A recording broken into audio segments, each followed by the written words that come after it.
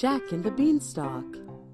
Once upon a time, there was a boy named Jack who lived with his poor widowed mother. They had sold almost everything they owned to buy food. When their last cow stopped giving milk, Jack's mother sent him to town to sell it. On the way to town, Jack met a strange fellow who told him stories of magic beans. "Where can I buy some of these magic beans for my mother?" asked Jack. "I have the last 5 magic beans, and I will sell them to you because you are a good boy." The strange man smiled at Jack. "Well, I have nothing but our old cow, and we need the money I would get by selling her for food." The man replied, "Trust me, my boy, these beans will bring you food and fortune, and your mother will be proud." Jack hesitated, but finally traded the cow for the beans. When Jack returned home, his mother was furious and threw the beans out of the kitchen window crying. Jack went to bed that night, sad and hungry. He woke the next morning to find a huge beanstalk growing in the garden. "The beans really are magic," he cried. Jack saw that the stalk reached the clouds. He remembered stories about the clouds containing gold and started climbing the stalk to see what he could find. He climbed and climbed. When he got to the top, he saw a huge castle and headed for it. The door was so big that Jack could crawl beneath it. Once inside, he saw a giant man eating his dinner. When the giant was finished, he called his servant to bring him his bag of gold coins. While counting his money, the giant became drowsy and fell asleep. Jack crept up to the giant and stole his bag of gold. He struggled down the beanstalk with his money, and when he got to the bottom, he called for his mother.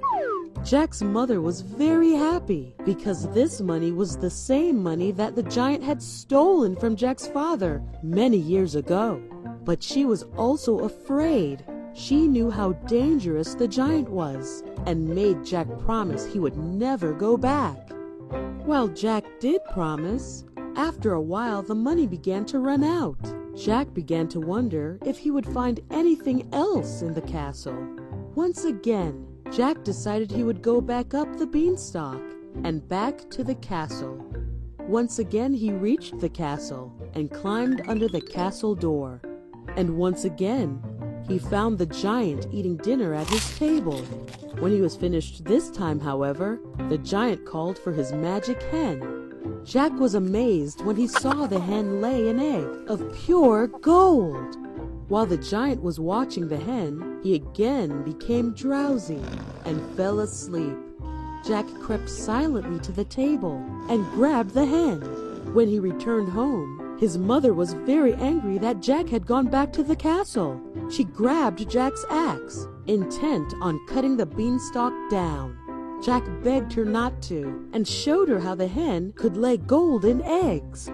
Jack's mother put the axe down and watched with delight as the hen laid one beautiful golden egg after another. After a while, Jack's curiosity got the better of him, and he once again thought about what else he could find in the castle. Once again, Jack decided he would go back up the beanstalk and back to the castle. Once again, he reached the castle and climbed under the castle door. And once again, he found the giant eating dinner at his table. And once again, when he was finished this time, however, the giant called for his magic harp. Jack watched as the harp began to play beautiful music all by itself. The music was so beautiful that before long, the lazy giant once again fell fast asleep. Jack crept silently to the table, but as soon as Jack picked up the harp, it began playing very loudly in his strange hands, and the giant awoke. "Fee, fi, fo, fum," yelled the giant, and he chased after the boy and his harp. Jack raced to the beanstalk and slid down. He could feel the stalk shake as the giant began climbing down.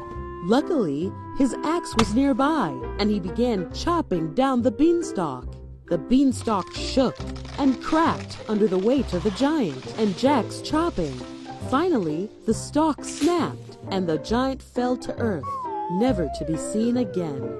Jack and his mother lived happily ever after. The end.